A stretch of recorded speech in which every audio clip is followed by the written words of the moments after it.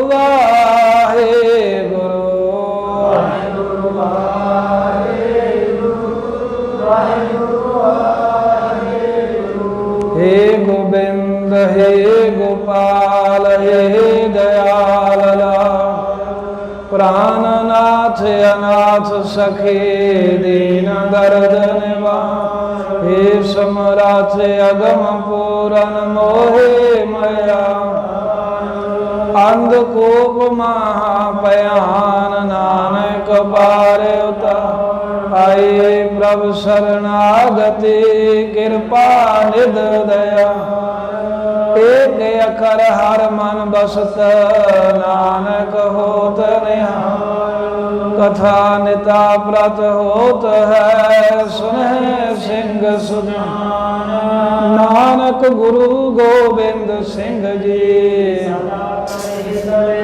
वाहिगुरु नाम जहाज है चढ़े सो तरे जो शरदा कर से मद वाहिगुरु वाहिगुरु नाम जहाज है चढ़े सो तरे जो शरदा कर से मद वाहिगुरु वाहिगुरु जी का खालसा वाहिगुरु जी की फतेह।